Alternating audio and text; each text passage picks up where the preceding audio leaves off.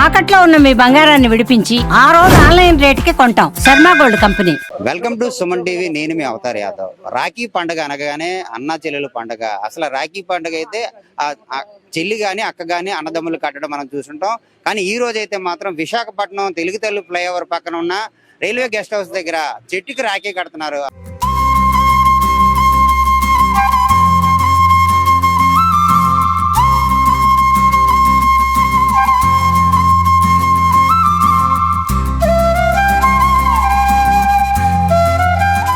అసలు చెట్టుకి రాఖీ కట్టడానికి కారణాలు ఏంటి? ఆ చెట్టుకి రాఖీ కట్టడానికి వచ్చిన రత్నం గారు ఉన్నారు మనతో పాటు. ఆయన అడిగి తెలుసుకుందాం చెట్టుకి ఎందుకు రాఖీ కడుతున్నారు. నమస్తే సార్. నమస్కారం. ఇప్పుడు ప్రతి ఒక్కరు రాఖీ అనగానే అన్న చెల్లెల పండుగ, అది అన్నదమ్ముడికి రాఖీలు కట్టడం అనవైంది. కానీ చెట్టుకి గల కట్టడానికి కారణం ఏంటి సార్? చెట్టుకి రాఖీ కట్టడం అన్నది మనం మొదలు పెట్టింది కాదు. పవిత్ర దారాలతో మహావృక్షాలను కాపాడాలనే ప్రయత్నం చాలా కాలంగా సాగుతుంది. అందులో అంటే 3000 సంవత్సరం నుంచి సాగుతుంది. అయితే మనం ఏంటంటే ఈ మర్రి చెట్టుని 25 ఏళ్ళుగా ప్రొటెక్ట్ చేస్తున్నాము. ఈ మర్రి చెట్టు ఏంటి అంటే మనకి Bhubaneswar to Nagpur train track వేసినప్పుడు 3000 మంది ఇక్కడ ఏదైతే ఈ చెట్లు నాటారో అప్పుడు శ్రామికులందరికీ నీడ కోసం ఈ చెట్టు నాటడం జరిగింది. అలాంటి చెట్టును భవిష్యత్తు తరాలకు అందిద్దాం అనే ప్రయత్నంలో భాగంగా మనం చేస్తున్నాం. ఫ్లైఓవర్ నిర్మించేటప్పుడు ఈ చెట్టును కొట్టే ప్రయత్నం చేశారు, కానీ ఆ రోజు మనం కాపాడాం.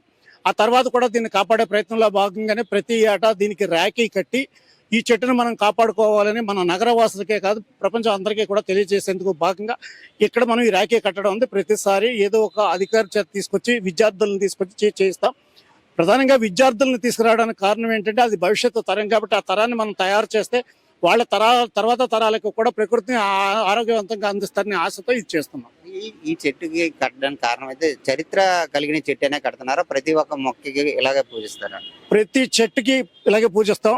మనిషికి ఉపయోగపడే మన దేశీయ వృక్షాలను పూజించడం అన్నది మన సాంప్రదాయం. మన దేశంలో ఏదైతే దేవతా వృక్షాలు ఉన్నాయో ఆ దేవతా వృక్షాలు అన్నిటిని మనం పూజిస్తాం. ఆ దేవతా వృక్షాలు అన్నీ కూడా మహిమ కలిగినవే. ఎందుకంటే అవన్నిటికీ ఔషధ గుణం ఉంటుంది కాబట్టి ఔషధ గుణం ఉన్న చెట్లను కాపాడుకోవాలనే ఆలోచనతో వాటిని దేవతా వృక్షాలుగా పేరెడి పిలుస్తున్నారు.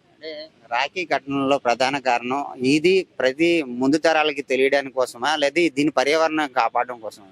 పర్యావరణాన్ని పరిరక్షించడం కోసం, ప్రకృతి వనరులను కాపాడటం కోసం, సమస్త జీవరాశిని కాపాడటం కోసమని తొలి ప్రయత్నంగా బిష్ణోయి తెగ వాళ్ళు 29 అంశాలతో పర్యావరణ పరిరక్షణ కృషి చేశారు. దానిని మనం కొనసాగిస్తూ మనం ప్రతి ఒక్కరు కూడా పర్యావరణాన్ని హితంగా జీవించాలనే ఆలోచనతో ఈ కార్యక్రమాలు నిర్వహిస్తున్నాం. ఈ చెట్టు చరిత్ర అయితే మాత్రం ఎన్నేళ్ళ చరిత్ర సార్? ఈ చెట్టు 1887లో నాటారు. 1887 నుంచి ఈ రోజు దాకా ఈ చెట్టు మనకి కావాల్సినంత ఆక్సిజన్ ఇస్తుంది, బోడంత కార్బన్ డైఆక్సైడ్ పీల్చుకుంటుంది, తనలో ఇమిడ్చుకుంటుంది. పర్యావరణ పరిరక్షణకి ఇది చాలా ఉపకరిస్తుంది. ప్రధానంగా చెట్లకి రాఖీ కట్టడానికి కారణం ఒకటి చెప్పండి. ప్రధానంగా రాఖీ అంతకన్నా ముందు పవిత్ర దారాలు అనే పేరుతో పట్టు దారాన్ని తెచ్చి ఈ పెద్ద పెద్ద చెట్లు కట్టడం అనేది ప్రతి గ్రామంలో అమ్మతల్లి చెట్టుకి కట్టడం, పూజలు చేయడం అనేది ఎప్పుడు జరిగే కార్యక్రమం. ఇది అనాదిగా ఉన్న కార్యక్రమం. అయితే మనము దీనిని ప్రస్తుతం ఎక్కువగా ఎందుకు చేస్తున్నామంటే గడిచిన 50 ఏళ్లలో నాగరికత అనే పేరుతో మనం మర్చిపోతున్నాం. మన గ్రామాల్లో ఏదైతే దైవ ప్రదేశం అని చెప్పి పూజింపబడే మన ఈ చెట్లు ఉన్నాయో ఆ చెట్లన్నింటినీ వదిలేస్తున్నాం. కానీ ఇప్పుడు మనం వాటిలన్నింటినీ కాపాడాలి, ఆ సాక్రెడ్ గ్రోవ్స్ ని పరిరక్షించాలి, ఆ దైవ ప్రదేశాన్ని కాపాడాలి. ఆ దైవ ప్రదేశానికి చరిత్ర ఉంది, ఆ చరిత్రను కాపాడాలనే భాగంగా మనం చేస్తున్నాం. రీసెంట్ గా ఒక సాక్రెడ్ గ్రోవ్స్ లో మన లంబసింగ్ లో చుక్కల పండుగ అని విత్తనాల పండుగ కూడా చేయడం జరిగింది. ఇవన్నీ కూడా మనం భవిష్యత్తు కోసం చేస్తూ ఉన్నాం. చెప్పండి, మీరు ఇక్కడ ఈ కార్యక్రమానికి వచ్చారు. ఇటువంటి కార్యక్రమాలు అంటే ప్రజాహితంగా ఎలా ఉపయోగపడతాయి మేడం? ఈ వృక్షాబంధన్ అనేది చాలా మంచి ప్రయత్నం. మన ఎన్జిఓ గ్రీన్ క్లైమేట్ రత్నం గారు వాళ్ళ సిబ్బంది చేస్తున్న కృషి చాలా ప్రశంసనీయం అండి. అలాగే ఎలా అయితే ఒక సోదరుడి నుంచి రక్షణ ఆశిస్తుందో అలాగే ఈ చెట్టు కూడా మనకి ఎంతో నీడని ఆశ్రయాన్ని అంతా ఇస్తూ మనని పరిరక్షిస్తుంది ఆల్రెడీ. సో దానికి కృతజ్ఞతగా మనము ఇవి వృక్షాబంధన్ కార్యక్రమం చేయడం చాలా బాగుంది. అలాగే పోర్ట్ యాజమాన్యం వాళ్ళు కూడా డాక్టర్ ఐఏఎస్ మన చైర్మన్ అంగముత్తు గారు గారి ఆధ్వర్యంలో 10 లక్షల మొక్కలు విశాఖపట్నం జిల్లా వారందరికీ ఫ్రీ ఆఫ్ కాస్ట్ ఉచితంగా సప్లై చేయడానికి లాస్ట్ ఇయరే ప్రోగ్రామ్ అనౌన్స్ చేశాం. దాంట్లో భాగంగా ప్రతి ఎన్జిఓలకు కావచ్చు, గవర్నమెంట్ ఆర్గనైజేషన్స్ కి, స్కూల్స్ కి అందరికీ కూడా ఉచితంగా మొక్కల పంపిణీ కార్యక్రమం కూడా జరుగుతుంది.